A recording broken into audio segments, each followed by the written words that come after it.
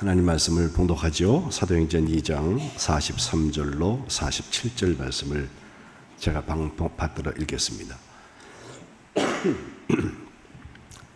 사람마다 두려워하는데 사도들로 말미암아 기사와 표적이 많이 나타나니 믿는 사람이 다 함께 있어 모든 물건을 서로 통용하고 또 재산과 소유를 팔아 각 사람의 필요를 따라 나눠주며 날마다 마음을 같이하여 성전에 모이기를 힘쓰고 집에서 떡을 떼며 기쁨과 순전한 마음으로 음식을 먹고 하나님을 찬미하며 또 온 백성에게 칭송을 받으니 주께서 구원받는 사람을 날마다 더하게 하시니라. 이는 하나님의 말씀입니다. 더워지는 날씨에 여러분 영도육도 강건한 삶을 하루하루 살아가시기를 축복합니다. 이제 7월, 8월에는 예년에 하던 대로 넥타이를 풀고 예배를 드릴 테니까 내일 모레 당장 첫날 새벽 예배 드릴 때부터 여러분 좀 편안한 목적으로 오셔서 스스로도 온도를 낮추고 또 같이 예배하는 중에 넥타이가 중요한 게 아니에요. 우리가 주님 앞에 어떻게 서 있냐가 중요한 거 아니에요? 그렇죠? 이 여름을 건강하게 지냈으면 하는 기도입니다. 사실 사도행전 처음 교회를 오늘 좀 보려고 그러는데 교회의 원형입니다. 오리지널 교회는 어떤 교회였을까? 생각해보면 교회 공동체가 만들어진 건 분명해요. 하루에 3,000명이 회개하는 역사가 나타나서 신도의 수를 더했다. 그리고 점점 모여지는 120명이 성령받아서 시작된 교회, 그 모습을 거꾸로 생각해보면 분명히 공동체 사람은 있는데 그때 무슨 교회 건물이나 시설이 있었던 것은 아니었습니다. 처음 280년 동안이나 100박해를 받았어요. 예수 믿는다는 이유 없이 어려움을 당해서 순교하는 일이 비일비재했는데 그러다 보니까 지하로 숨어 들어가서 마치 오컬트라고 말하는 비의 종교, 비밀 종교들처럼 남들의 눈에 뜨지 않는 곳에서 예배를 드렸는데 카타콤이라고 지하 무덤이 있거든요. 거기에서 모여서 예배를 드리는 것을 우리가 알고 있습니다. 예수님이 뽑았던 12 제자 중에서 가롯 유다라는 번영품을 마띠아로 보선해서 바꾸고 12 사도가 되었는데 사도들은 분명히 있었습니다. 보냄받은 사람들. 하지만 오늘날처럼 성직자를 양육하여서 훈련하고 안수하는 교육이나 제도, 과정 이런 것이 없었습니다. 교회 직제도 일꾼을 세워서 7일꾼을 시작하여서 교회의 중요한 일들을 다 맡기고 특별히 그 연보라고 말하는 누굴 돕기 위해서 돈물들을 서로 이렇게 전달하고 그럴 때는 그건 책임적인 사람 아니면 할 수 없잖아요. 귀한 일들을 교회에서 여러 가지 세웠는데 우리나라 지금 감리교회처럼 장로님, 권사님, 지사님 이런 직분은 그때 없었습니다. 교리장정과 같은 그런 기준이나 제도와 조직, 무슨 회의 같은 거 없었습니다. 처음 예루살렘에서 교회 대표자들이 모여서 이방인들의 구원 문제 가지고선 모인 적은 있지만 교회 안에서 정기적으로 무슨 회의를 열고 그러지 않았습니다. 다만 성령 받은 사람들이 모여서 저 믿음의 역사를 이루고 있었다는 것입니다. 그 믿음의 역사는 과연 어떤 것이었을까? 오늘 본문 43절로 47절은 원시 기독교 공동체, 원시 공산사회라고까지 말을 하는 처음 교회에 있었던 일들을 우리에게 잘 알려주고 있는데 교회론에서 빠짐없이 봐야 되는 부분입니다. 제일 먼저 큰 특징이 있었다면 그것은 기사와 표적이라는 것입니다.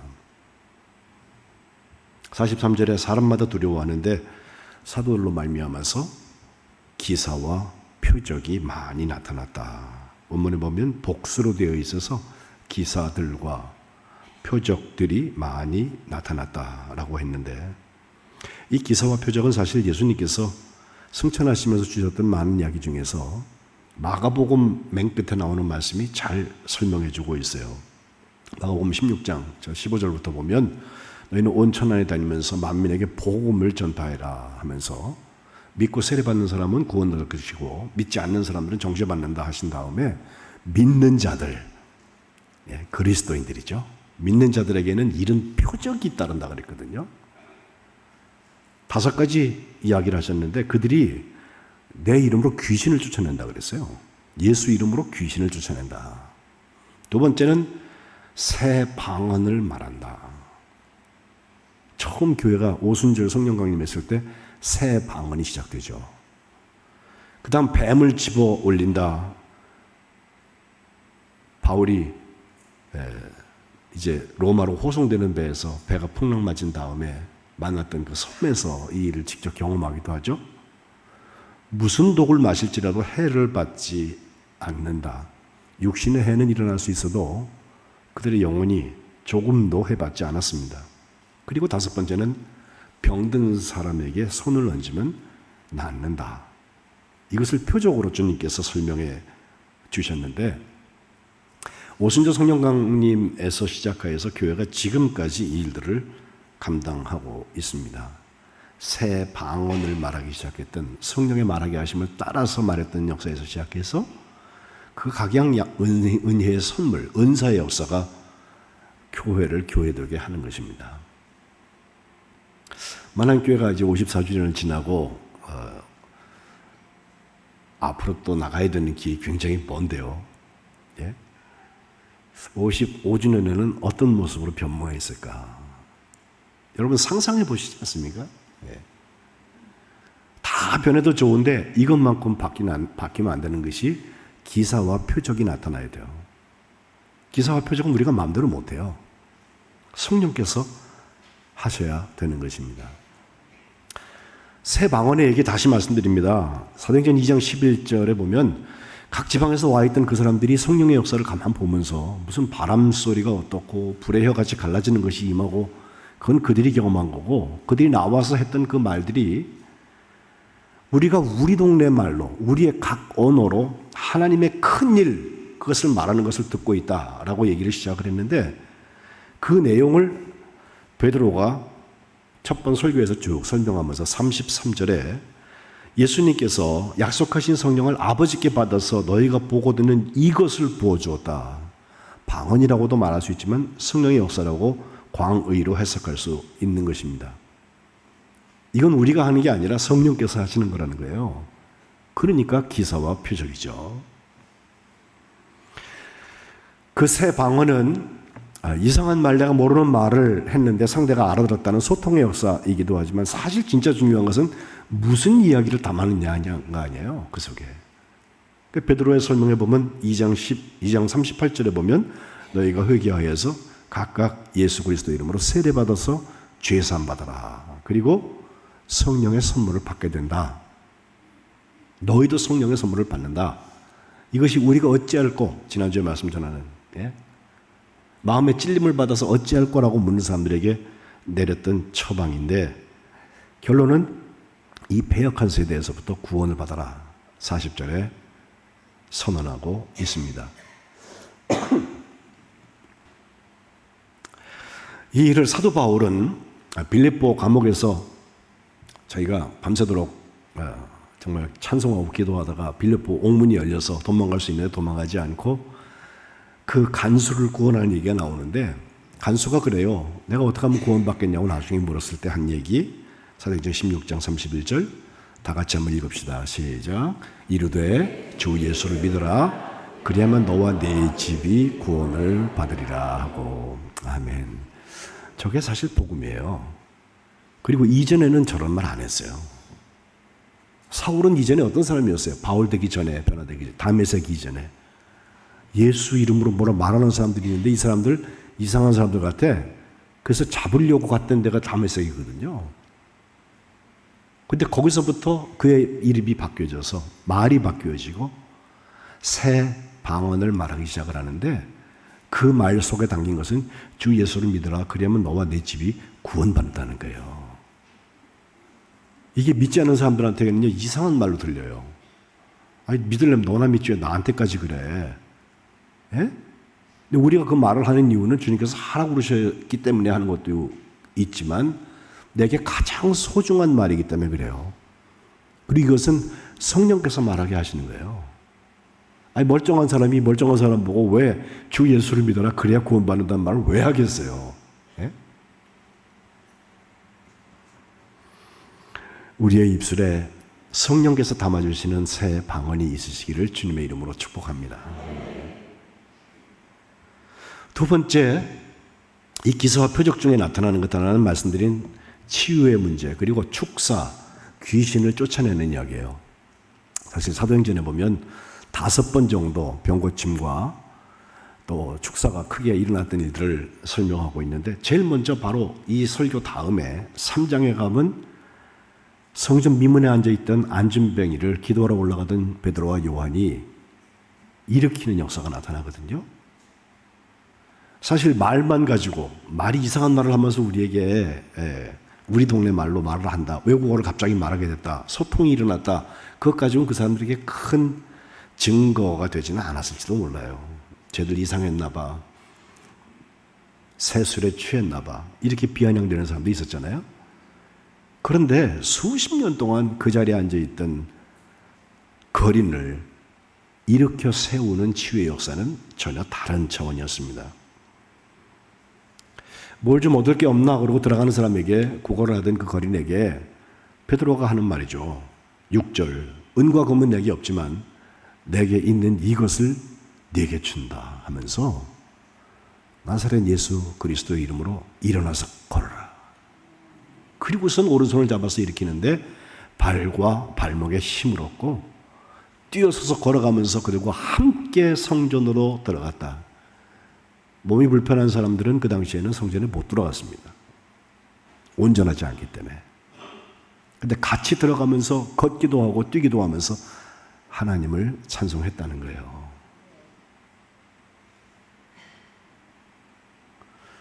이 이야기를 연결하는 유명한 예화 하나 있어요. 13세기에 교회에 가장 유명했던 신학자랄까, 교회의 선생이라고 말했던 토마스 아퀴나스라는 사람이 한 번은 교황을 만나러 가서 이노센트 4세와 함께 이야기를 하고 있었는데, 그 자리가 성전의 발코니에서 이렇게 밖을 바라보면서 얘기를 하게 됐어요. 근데 하필 그때 밖에서도 막 마차들이 달려 들어오는데 보니까 그 마차에 뭘 싣고 들어와요. 그 이노센트 4세가 그것을 이렇게 설명을 하는데, 저 속에 뭐가 들었는지 아느냐고. 교회를 지으려고 지금 돈을 많이 모아가지고선 헌금 수송성 차량이라고 얘기를 하면서 거드름을 피우면서 이렇게 말합니다. 토마스, 지금 보다시피 교회는 이제 더 이상 은과 금은 내게 없거니와 이런 말을 할 수 없게 된 건 맞습니다. 은과 금이 있다는 거예요.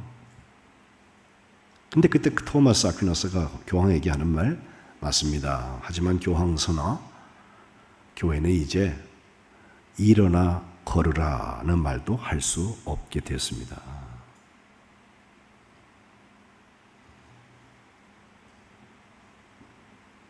담임 목사인 제게 더 이상 축사가 일어나지 않고 귀신이 쫓겨나가지 않고 치유가 일어나지 않는 교회는 자기가 가지고 있는 은과 금을 의지하는 교회일 거예요. 이건 교회의 본질이 아닙니다. 표적과 기사가 나타나서 어두움의 권세가 물러가고 우리 삶을 지배하고 우리에게 자꾸 영향을 주었던 귀신들이 쫓겨나가고 우리를 누르고 있던 병마가 물러나가고 성령께서 그 일을 하시는 것이 우리 만한교회가 되어야 될 줄로 믿습니다. 교회는 근본적으로 지금과 같은 세상에 교회에 무슨 소망이 있느냐 이런 말하는 비아냥대는 사람들이 많은데, 교회가 교회되어서 이 세상을 치유하는 만한교회 되시기를 주님의 이름으로 축복합니다. 4번 더 보여지는 사도행전에 나타나는 이야기, 베드로 다음에는 빌립이 사마리아에 갔을 때 큰 귀신 쫓겨나가는 역사가 나타나는데 8장에 보면요, 많은 사람에게 붙었던 더러운 귀신들이 크게 소리를 지르면서 나가기도 하고, 귀신 쫓겨나간 것과 함께 그 뇌졸중 같은 거, 중풍병자, 일어날 수 없는 사람들, 또 못 걷는 사람들이 막 낫게 돼서 그 성에 큰 기쁨이 있었다 그랬거든요. 9장에 가면 베드로가 루다에서 애니아라고 하는 사람을 고치는 장면이 나와요. 이분도 중풍 걸린 지 8년이나 돼서 누워있던 사람인데 9장 34절에 애니아야, 예수 그리스도께서 너를 낫게 하신다. 일어나서 네 자리를 정돈해라. 말은 그게 다예요. 예수님이 하시는데 일으키신다. 정말 일어나더라는 거 아니에요. 사도 바울도 19장 11절에 가보면 에베소에서 있었던 일인데, 하나님께서 그 바울의 손에 놀라운 능력을 행하게 하셔서 심지어 사람들이 바울의 몸에서 손수건, 앞치마 이런 걸 가져다가 병든 사람에게 이렇게 덮으면 그 병이 떠나고 악귀도 나갔다. 귀신이 쫓겨나가는 역사가 나타났다는 거예요. 바울은 사도행전 20장에 보면 드로아에서 한번 예배를 드리다가 저 3층에 앉아있던 유두고라는 사람이 졸다가 떨어져요. 죽어요. 제가 위층에 있는 분들은 자꾸 내려오라는 이유를 아시겠어요? 졸다가 떨어지면 죽어. 20장 10절에 보면 바울이 내려가고 그 위에 엎드려서 그 몸을 안고서 하는 말, 죽었다고 자꾸 떠들지 말라고, 생명이 그에게 있다. 죽었던 사람을 살리는 역사가 사도행전 20장에는 기록되고 있습니다. 저는 이 축사와 치유의 이야기가 우리 만안교회에 계속해서 기록되시기를 주님의 이름으로 축복합니다. 그리고 세 번째, 은사의 이야기인데 고린도서 12장에 가면 은사가 9가지가 쭉 나오거든요. 이거는 제가 매일 묵상하는 얘기 중에 하나예요. 저기 8절부터 보면 어떤 사람에게는 하면서 지혜의 말씀에서 시작해요. 예? 우리가 은사 하나님께서 내주실 때 저걸 주실 수도 있고 안 주실 수도 있어요. 9가지 다 그래요. 그런데 성령께서 소통하시면 지혜의 말씀이 들어가요. 그 다음엔 지식의 말씀이 들어가요. 또 세 번째는 믿음이 주어진다는 거예요. 여러분, 믿음이 있으면요, 그 성령의 역사라니까요. 성령이 아니고서는 예수를 주라고 말할 수 없다. 그죠? 12장 3절 말씀인데 여기서 쭉 시작해서 하는 이야기가 믿음이 우리에게 성령으로 생겨지는 거예요. 네 번째는 그대로 병 고치는 치유의 은사, 신유의 은사가 나타나고, 다섯 번째는 능력을 행하는 것이다. 표적과 기사가 일어나는 일은 바로 여기서 시작되겠죠. 여섯 번째, 예언하는 것. 일곱 번째, 영을 분별하는 것. 그리고 여덟 번째는 각종 방언을 말하는 것. 새 방언을 말하는 것. 예? 이전에 내가 하던 얘기가 아니라 전혀 다른 이야기인데 예수님이 나의 주인 되셔서 바뀐 이야기를 하는 거예요. 그리고 그 방언을 통변하는 것, 통역하는 것, 이런 성령의 은사를 허락해 주신다고 했는데 11절 한번 읽읍시다. 시작. 이 모든 일은 같은 한 성령이 행하사 그의 뜻대로 각 사람에게 나누어 주시는 것이니라. 아멘. 그래요. 어떤 사람에게 2개, 3개도 일어날 수 있어요. 그럼 어떤 사람에게는 1개만 일어날 수 있는데, 적어도 아까 말씀드린 그 믿음이라는 세 번째 은사만큼은 누구에게나 있어요. 아니면 여기 왜 와 있어요, 우리가? 예? 그리고 저 9가지 성령의 은사의 어떤 그 표적과 기사에 대한 얘기를 하시면서도 맨 마지막 결론을 보면요, 31절에 너희는 더욱 큰 은사를 사모하라면서 10번째라면 10번째 은사를 말씀하는데, 내가 가장 좋은 길을 너에게 보인다 하면서 바로 13장 넘어가거든요. 그게 사랑장이에요. 사랑장. 예. 별하별 은사가 다 있어도 내가 사랑이 없으면 난 아무것도 아니라고 얘기하면서 사랑은 이렇습니다 라고 쭉 설명하잖아요. 믿음, 소망, 사랑, 이 세 가지가 항상 있을 것인데 그 중에 제1이 사랑이라고 얘기하잖아요. 사랑이 은사예요. 육신으로는 내 육성 가지고는 도대체 사랑할 수 없는 것인데 받아들일 수도 없고 용납이 안 되는데 성령이 내게 주시는 말씀으로 보면, 성령이 주시는 감동으로 보면 사랑할 수 있는 거예요.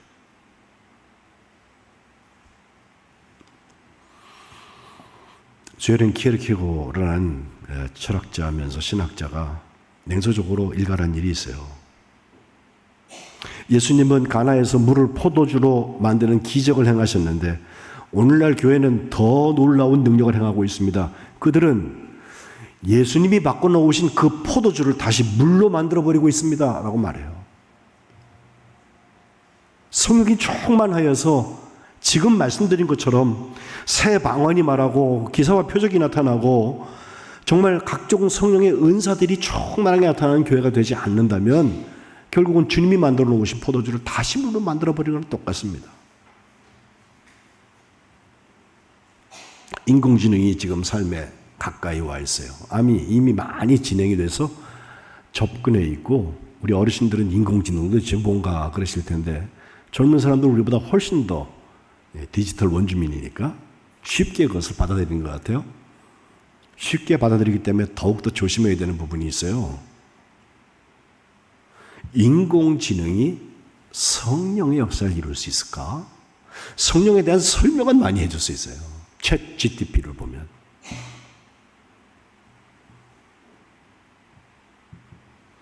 AI가 못하는 게 뭐냐? 우리의 말을 바꾸는 거예요. 성령이 오셔서 우리 만안교회에 새 방언을 말하게 하시기를 축복합니다. 기사와 표적이 늘 나타나기를 축복합니다. 귀신이 쫓겨나가고 우리의 영과 육이 강건해지는 역사가 있으시기를 축복합니다. 각종 성령의 은사들이 나타나서 다른 건 좀 빼고 믿음과 사랑 두 가지만 봐도 어디야? 그죠? 믿음과 소망과 사랑이 충만해지는 만안교회 되시기를 주님의 이름으로 축복합니다. 그 다음 두 번째 보는 이야기는 다 함께 있어 44절과 45절에 되는 이야기인데요. 여기 통용과 나눔에 대한 얘기가 나와요. 나누어 주는 거예요. 예? 나눠서 얻어먹는 거 아니고 나눠 주는 거예요. 통용은 내 건데 남들하고 같이 공유한다는 것입니다. 이것을 한 마음과 한 뜻이 돼서 물건을 서로 통용하기 시작했고 자기 재물을 조금 더 자기 것이라고 하는 사람이 없었다. 4장 32절에 다시 한번 설명하고 있는데 이 믿는 사람들이 함께 있어 모든 물건을 서로 통용했다고 하는 것. 원시 공산사회의 특징을 여기서 찾고 여기서 공산주의가 나왔다는 사람들도 있어요. 근데 이것은 인위적으로 되는 게 아니에요. 성령께서 오셔야 되는 거예요. 성령 없이 공산주의, 하나님은 죽었다고 말하는 사람들이 어떻게 이 일을 해요? 몇 사람들이 엘리트들이 공산 통치하기 위한 방법으로 쓰는 거지. 거짓말에 속지 마세요. 4장으로 돌아가면 사도들이 큰 권능으로 예수님의 부활을 증언할 때 그 은혜가 거기 임하게 되는데 그 중에 가난한 사람이 왜 없었겠어요? 근데 가난한 사람이 없게 되었는데 이유는 뭐냐면 밭과 집 있는 사람들이 팔아가지고 판 것의 값을 가져다가 사도들의 발 앞에 두게 되는데 사도들이 각 사람의 필요를 따라서 나누어 줬다. 나누어 줬다는 거예요. 목사님이 그 사람만 주세요. 이런 사람 꼭 나오겠죠? 몰라요, 나도. 주님이 주라고 하셔서 준 거예요.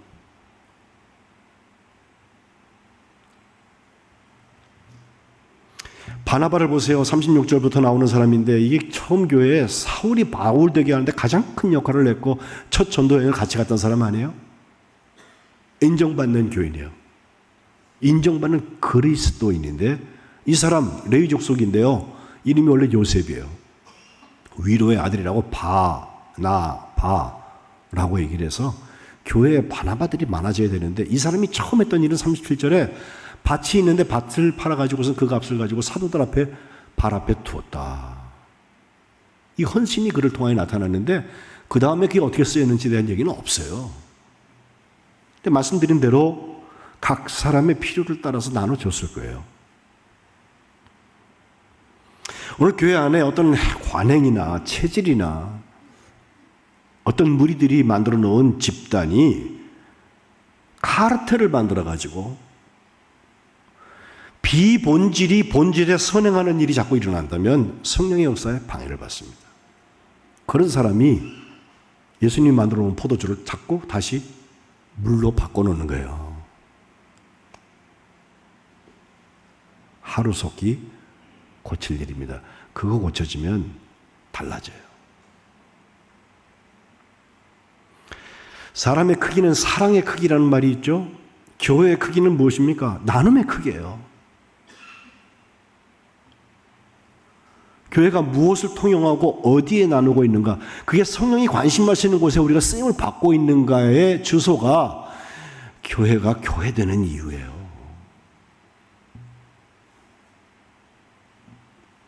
제가 지난주에 오후 예배에 왔던 김현주 선교사님 말씀을 전하면서 시간이 더 있었으면 이 얘기를 꼭 하고 싶었던 게 있는데 오늘 제가 말씀 전하죠. 그 2001년부터 지금 24년째 그 남아프리카 공화국 산골짜기 우스터라는 곳에 가서 학교를 세우고 거기서 한 여인이 지금 선교를 하고 있는데 지금부터 7년 전까지는 그 남편이 같이 살았죠. 남편이 선교사였고 선교사의 부인으로 같이 간 거죠. 부부가 선교사 파송을 받았는데 하나님께서 갑자기 그를 데려가신 후에 혼자가 되어서 황망해 있는 그 장면에 제가 그를 처음 만나요. 사실 저는 그 남편을 만나러 갔다가 남편 돌아가신 것도 모르고 거기서 알게 돼가지고서 그래도 어떻게 그냥 오냐 찾아가자 그래서 찾아가 보고 그녀를 만났는데 지난 7년 동안 하나님께서 얼마나 큰 일을 이루셨는지 말로 다 할 수 없어요. 그런데 제가 가기 전에 우리나라에서 있었던 일인데 우리 교회 등록을 하시고 지금 몸이 불편해서 못 오시는 권사님 한 분 계세요. 장숙자 권사님이라고. 그 딸이 같이 모시고 몇 번 왔는데 이젠 더 이상 몸이 불편해서 평일에도 데이케어 센터, 이 주간 보호 센터에 매일 아침에 갔다 저녁에 다녀오시는 그런 일을 거듭하고 계신데 여러분 우리 교회 유튜브로 온라인 지금 중계되잖아요. 지금도 보고 계세요. 한 번도 빼짐없이. 제가 그분을 처음 만난 게 19년 전이에요.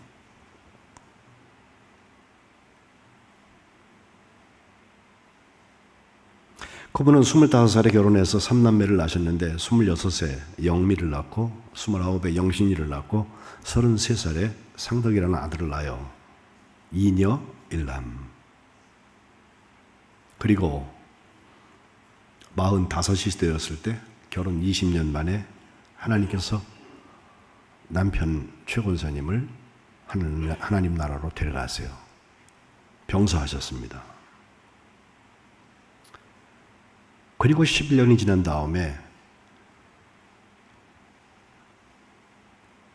독자였던 상덕이가 하나님의 부르심을 받아요.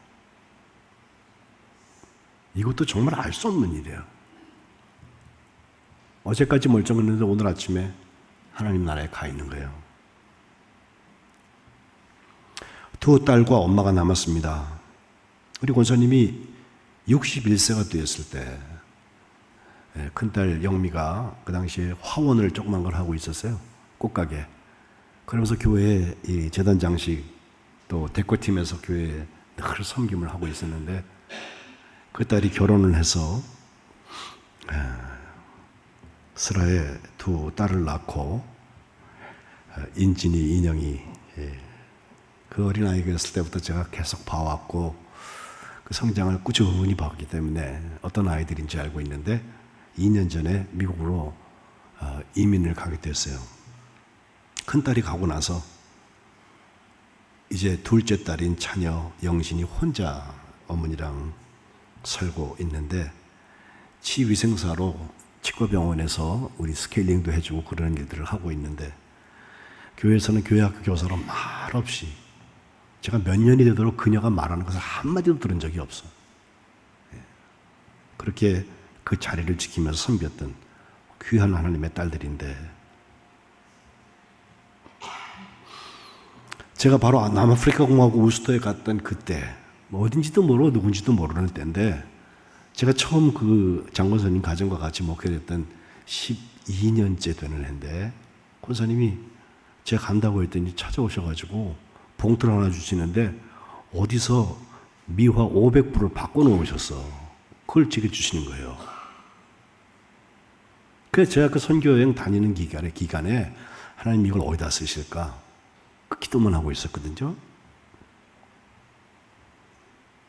아까 말씀드린 김현주 선교사를 만났을 때 이 일이 일어납니다. 성령께서 빨리 전해주라는 거예요. 지난주 오후 예배 오신 분들은 제가 그 동영상들, 사진들을 살살 보여드리고 그러는데 거기서 그 전했는데 그 선교사님이 그래요. 사실 남편이 갑자기 돌아가면서 딸 유빈이와 담이 두 딸을 키우고 있는 어머니로서 이제 집에 한국에 돌아가야 되나 생각을 하고 있는데 얼마나 슬프고 아프고 황망했겠어요. 두 딸을 남긴 한 어머니, 그들을 붙들고 하나님 앞에 기도하고 있는 그 어머니가 갑자기 500불을 받게 되는데, 목사님 어저께 어떤 일이 있었는지 아세요? 그래서 뭐요? 그랬더니 사실 돌아간 유빈이 아빠가 돌아가시기 전에 딸한테 야, 내가 옷장 하나 잘 짜줄게 라고 얘기했다는 거예요.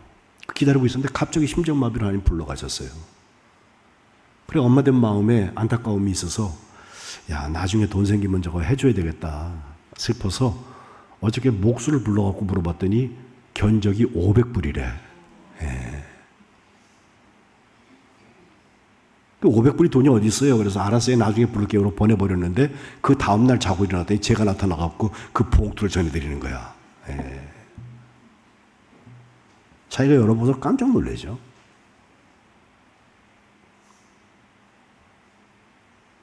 우리가 하나님의 공유하심, 통용하게 하심과 나눠주게 하시는 일에 뭘 쓰임받고 있는지를 알아야 합니다, 여러분. 오늘 오후 예배에 우리가 상반기 목회 컨퍼런스를 하려고 하는 이유는 바로 거기 있어요. 우리 기도가 나 하나 잘 되고 우리 가족 하나 잘 되기 위해서 하는 기도라면 이제 눈을 좀 넓히세요. 주님이 무엇을 통용하게 하시는가? 무엇을 나눠주게 하시는가? 교회의 크기는 나눔의 크기입니다. 거기서부터 성령의 역사가 강하게 나타나게 될 것입니다. 이어지는 46절과 47절에는 날마다 했던 일이 있는데 사실 이게 중요합니다. 보세요. Sunday Christian, 주일 신자라고 말하는 거 있잖아요. 주일날만, 예배 시간만 내가 신자인 것처럼 보여지는 사람들. 아니에요. 우리는 Everyday Christian, 매일이 그리스도인으로 살아가는 게 목표예요. 46절 보니까 날마다 무엇을 했습니까? 마음을 같이하여 성전에 모이기를 힘썼다. 열심히 교회에 왔다라고 하는 뜻이라기보다는 원어대로 보면요, 아주 어떤 장소에 모든 훈련과 모임에 참석했다는 건 맞아요. 근데 이게 마치 하인이 주인의 옆에 딱 달라붙어 있는 것처럼 떨어지지 아니하고 아주 계속해서 끈질기게 계속 하고 있는 것을 이 모이기를 힘썼다는 말로 표현하고 있는데, 그게 사도행전 1장 14절에 예수님이 성령의 약속을 주신 것을 가지고선 120명이 모여가지고서 마음을 같이하여서 오로지 기도에 힘썼다는 거 있잖아요. 기도에 힘썼다고 하는 게 바로 기도에 모이기를 힘썼다는 것과 같아요. 기도에 집중했다. 무슨 시험 들 일이 있어하고 거기에 엉배여 있는 분들 계세요? 여러분, 시험은 극복하라고 이기는 것이고 이기라고 있는 거예요. 그때 그 시험이 연단이 돼갖고 우리가 정금같이 나오는 거잖아요. 시험에 빠져버리면 성령의 열매는 어딘가 없어져 버리고 사탄 좋아하는 일들만 우리에게 자꾸 찾아옵니다. 코로나19가 지난 다음에 후유증을 겪는다는 얘기를 해요, 교회가. 뭔 얘기냐면 그때 편해봤어, 집에서. 교회 안 가도 돼. 온라인으로 다 해. 코로나 지금 끝난 지가 언제고 지금 다시 또 다른 코로나가 온다는 얘기들을 슬슬 하고 있는데도 불구하고 회복되지 않는 사람들이 있어요. 편해봤잖아. 다시 교회까지 가야 되나? 모이기에 힘쓰지 않는 것이죠. 거기에 달라붙어 있지 않는 것이죠. 예배하러 기도하기 위해서 모일 때 여러분, 혹시 여러분 중에 억지로 나온 분 계세요? 네. 혹시 사람들한테 보이려고 오신 분 계세요? 내 배우자가 나에게 자꾸 가자 그러니까 잔소리 듣기셔서 오신 분들 계세요? 우리 부모님이 나 안 오면 큰일 난 줄 아니까 아버지 엄마 보이려고 오신 분 계세요? 담임 목사한테 눈도장 찍으려고 나와 주신 분 계세요?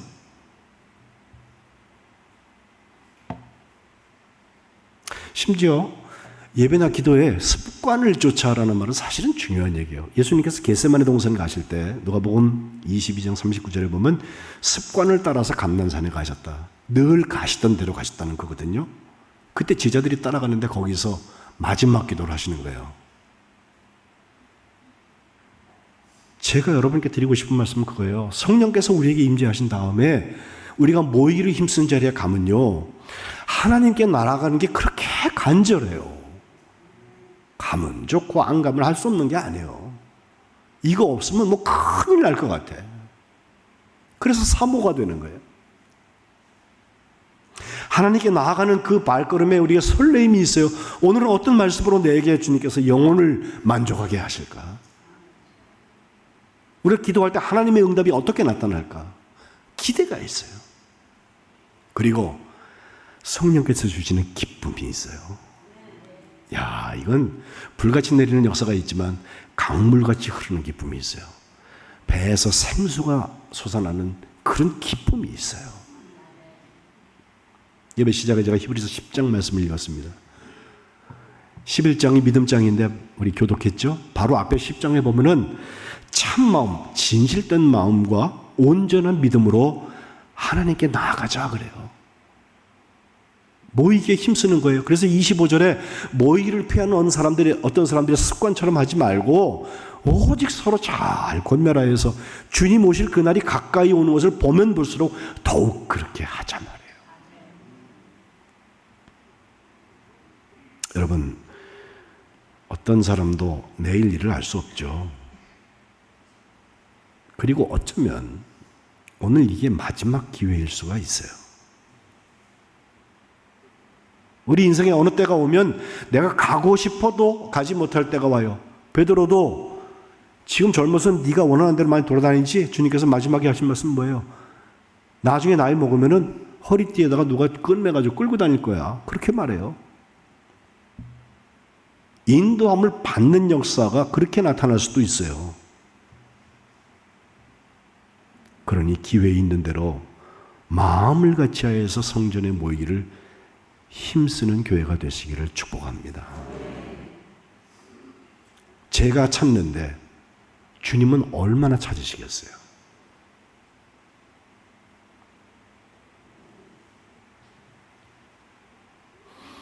두 번째 46절과 41절을 보면 이제 교회에 모여서만 아니라 흩어졌을 때 집에서 어떤 역사가 나타나, 진짜 믿음의 역사는 여기서 나타나는 것입니다. 46절 하반절, 집에서 떡을 뗍니다.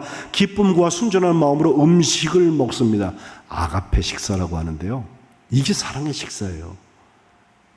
라면을 끓여 먹어도 기쁨이 있어요. 순전한 마음이 있어요. 하나님께 감사하는 마음이 있어요.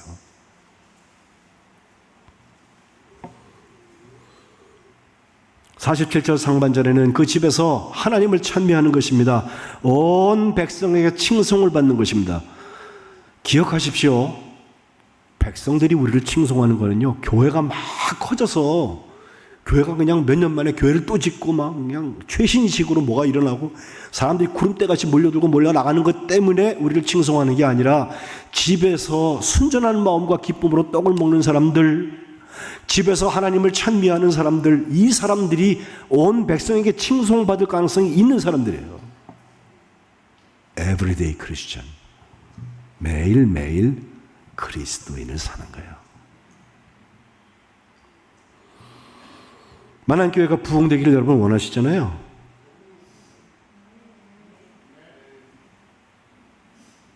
우리 교회가 부흥되기를 원하시면 아멘 합시다.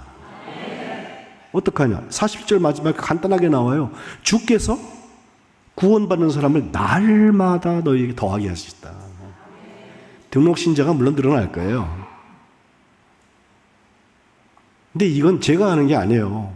우리가 한다고 하지만 우리가 할 것은 그 앞에 모이고 흩어지는 일들에 대한 특징을 성령의 역사로 경험하는 것이고, 결국은 구원받는 사람을 더하게 하시는 분은 주님이세요. 오늘 오후 예배 꼭 와보세요. 평생 잊을 수 없는 얘기 제가 하나 해드릴게요. 말씀 정리합니다. 처음 교회 믿음의 역사는 그렇게 나타났습니다. 기사와 표적으로 나타났고, 통용하고 나눠지는 데서 나타났고, 결국 날마다 성전에 모이고 집으로 흩어지는 자리에서 주님께서 날마다 구원받는 사람의 수를 더하게 하셨습니다. 우리 만안교회가 그런 교회 되시기를 주님의 이름으로 축복합니다. 기도합시다. 하나님 고맙습니다. 처음 교회에 있었던 역사가 우리 만안교회에도 있기를 소원합니다. 성령이 오셔서 여기 기도하는 하나님의 자녀들을 다 바꾸어 주시고 그들에게 기사와 표적을 허락하여 주옵소서.